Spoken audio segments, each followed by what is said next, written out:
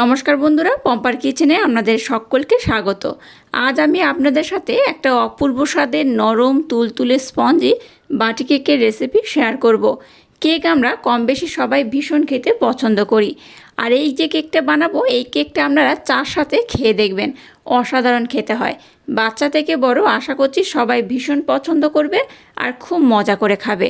তাহলে চলুন দেরি না করে আজকের এই অপূর্ব স্বাদের বাটি কেকের রেসিপিটা দেখে নেওয়া যাক। আজকে এই কেকটা বানানোর জন্য প্রথমে দেখুন এই বাটি মাপ করে প্রায় 1 বাটি আমি সুজি নিয়ে নিলাম। এর মধ্যে দিয়ে দেবো হাফ বাটি ময়দা, দিয়ে দেবো সামান্য একটু লবণ, আর মিষ্টির জন্য দিয়ে দেবো হাফ বাটি চিনি। এবার দিয়ে দেবো হাফ বাটি ছানা। ছানাটাকে দেখুন আমি কিন্তু খুব ভালোভাবে আগে থাকতে কাটিয়ে নিয়েছিলাম। একদম হালকা যে ছানাটা হয়, একদম কিন্তু জল ঝরিয়ে নিইনি, হালকা জল রয়েছে সেরকম ছানা এখানে দিয়ে দেবো এই বাটি মাপ করে হাফ বাটির একটু বেশি। এবার সমস্ত উপকরণ একটু ভালোভাবে আমি মিক্সড করে নেব। দেখুন ছানা দিয়ে এটাকে আমি কিন্তু খুব ভালোভাবে মিক্সড করে নিয়েছি। এখানে আরেকটু কিন্তু জল কিংবা দুধের প্রয়োজন, তো এখানে আমি একটু জল ব্যবহার করব। আপনারা চাইলে এখানে দুধ ব্যবহার করতে পারেন। আচ্ছা, এখানে যেহেতু আমি সুজি ব্যবহার করেছি তাই সুজি কিন্তু জল অনেকটা অ্যাবজর্ব করবে, আর যেহেতু মিষ্টির জন্য চিনি দিয়েছি চিনিটা কিন্তু অনেকটা মেল্ট হয়ে জল হয়ে যাবে। তাই কি করবো, এটাকে আমি 10 থেকে 15 মিনিটের জন্য রেস্টে রেখে দেবো। তাতে করে যে কেকটা বানাচ্ছি রেজাল্টটা কিন্তু একদম পারফেক্ট হবে। তো এখানে আমি আরো বেশ কয়েকটা উপকরণ অ্যাড করব, তবে সেটা একটু পরে। এটাকে আমি 10 থেকে 15 মিনিটের জন্য রেস্টে রেখে দেবো। 10 থেকে 15 মিনিট পর আমি আবার ফিরে আসছি, আর তারপর কিন্তু এখানে বেশ কয়েকটা উপকরণ আমি অ্যাড করব। মিশ্রণটাকে দেখুন আমি 10 মিনিটের জন্য রেস্টে রেখে দিয়েছিলাম, আর ঘনত্বটা দেখুন কেমন হয়েছে। আগে থেকে দেখুন বেশ কিন্তু ঘন হয়ে গেছে, ফুলে গেছে, দেখে বুঝতেই পারছেন, আর অনেকটা কিন্তু স্মুথ হয়ে গেছে। তো এবার এখানে বেশ কয়েকটা উপকরণ অ্যাড করব। এখানে দেখুন কিশমিশ দিয়ে দেবো, তবে কিশমিশটাকে এইভাবে ছুরি দিয়ে কেটে নিতে পারেন কিংবা হাতের মাধ্যমে এইভাবে একটু টুকরো টুকরো করে কেটে নিতে পারেন। তাতে করে কি হবে, এটা কিন্তু খুব ভালো লাগবে, খেতেও ভালো লাগবে। আর একসাথে অনেকটা বড় বড় মুখের মধ্যে পড়ার থেকে এরকম ছোট ছোট চারিদিকে যদি থাকে তাহলে কি বলুন তো, খেতে বেশি ভালো লাগে। তো এইভাবে একটু দিলে হবে। কিছুটা টুটি ফুটি দিয়ে দেব, দিয়ে দেবো সামান্য একটু ভ্যানিলা এসেন্স, একদম 1 চামচের থেকেও কম। এটাকে দেখুন আমি আরেকবার খুব ভালোভাবে কিন্তু এইভাবে ব্লেন্ড করে নেব। আজকের এই যে কেকটা বানাচ্ছি আমার মতো বানিয়ে দেখবেন, অসাধারণ খেতে হয়।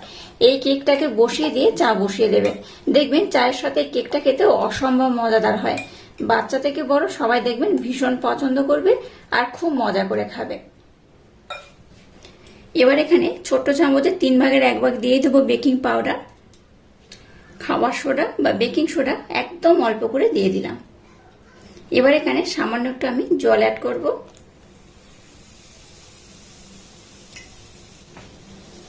আবার এটাকে আমি খুব সুন্দর করে ব্লেন্ড করে নেব। আর যে কোনো কেকের ব্যাটার যখন মেল্ট করবেন বা গুলবেন তখন কি করবেন বলুন তো, এই একই দিকে মানে ক্লকওয়াইজ ঘোরাবেন, আর যারা অ্যান্টি ক্লকওয়াইজ ঘোরাবেন অ্যান্টি ক্লকওয়াইজ ঘোরাবেন। তো যেদিকে ঘোরাবেন একই দিকে ঘোরাবেন, তাতে করে কেকটা বেশি স্পঞ্জি হয়, বেশি ফোলে, খেতেও দারুণ লাগে। তো যাই হোক, আজকে যে কেকটা বানাবো তার জন্য কিন্তু ব্যাটারটা একদম রেডি হয়ে গেছে। আর ঘনত্বটা আমি আরেকবার দেখিয়ে দিচ্ছি, দেখুন ঘনত্বটা এইরকমই হবে। তো একটা চামচের মাধ্যমে ঘনত্বটা আমি আপনাদের দেখিয়ে দেব। এই দেখুন, একটা চামচের মাধ্যমে দেখালে কি হবে, আপনাদের দেখতে সুবিধা হবে বা বুঝতে খুব সুবিধা হবে। তো এইভাবে কিন্তু জল কিংবা দুধটা ব্যবহার করবেন, তাতে করে কেকটা একদম পারফেক্ট হবে। এটা একদম রেডি হয়ে গেছে। এবার দেখুন এরকম ছোট ছোট আমি বাটি নিয়েছি। এবার এই ব্যাটারটাকে বাটির মধ্যে দিয়ে দেবো, তবে একদম ভর্তি ভর্তি করে দেব না, যেহেতু এটা যখন হয়ে যাবে ফুলে যাবে, তাই একটু অল্প করেই দিতে হবে। আচ্ছা, এই বাটির মধ্যে কিন্তু একটু হালকা করে আমি তেলের প্রলেপ লাগিয়ে দিয়েছি, তাতে করে কি হবে, কেকটা যখন হয়ে যাবে এটা ওঠাতে খুব সুবিধা হবে। আবার উপর থেকে একটু কিশমিশ আমি দিয়ে দেব, আর দিয়ে দেবো টুটি ফুটি। দেখুন 4টে বাটির মধ্যে কেকের ব্যাটারটাকে এইভাবে দিয়ে দিয়েছি, আর দেখতেই পেলেন একটু কিন্তু কম কম করে দিয়েছি। এটাতেও কিন্তু দেখবেন অনেকটাই ফুলে বেশি হয়ে যাবে, তো আর একটু কম দিলে হয়তো বেটার হতো।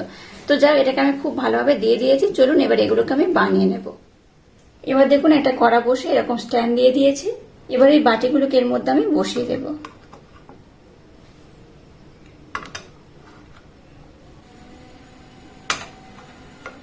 সবগুলোকে খুব সুন্দর করে বসিয়ে দিয়েছি। এবার গ্যাসের ফ্লেমটাকে প্রথমে 5 মিনিটের জন্য হাই দেব, তারপর লো করে ঢাকা দিয়ে এটাকে আমি খুব সুন্দর করে বানিয়ে নেব।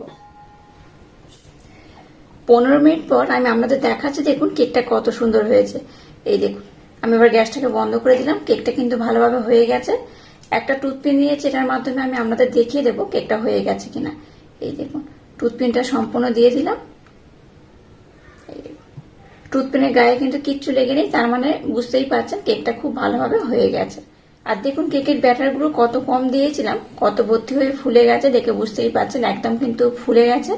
তো এবার এটাকে আমি ঠান্ডা করে নেব, তারপর এটাকে আমি উঠিয়ে আপনাদের দেখাবো এটা কত সুন্দর হয়েছে। দেখুন বাটি কেকগুলোকে আমি বেশ ভালোভাবে ঠান্ডা করে নিয়েছি। আর ঠান্ডা হতেই দেখুন অটোমেটিক কিন্তু হাত থেকে ছেড়ে উঠে যাচ্ছে, দেখে বুঝতেই পারছেন। এইভাবে একটু ট্যাপ করবেন, দেখুন অটোমেটিক কিন্তু এই বাটি থেকে ছেড়ে উঠে আসবে। দেখুন বাটির গায়ে কিচ্ছু লেগে নেই, আর কত সুন্দর হয়েছে।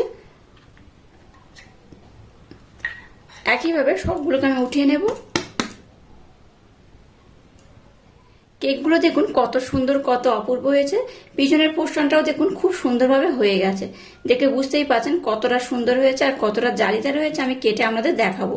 আর কতটা নরম তুলতুলে স্পঞ্জ হয়েছে দেখুন। এই দেখুন, এইভাবে হাতের মধ্যে কিন্তু একদম মুঠি করে নিতে পারবেন, কত সুন্দর হয়েছে।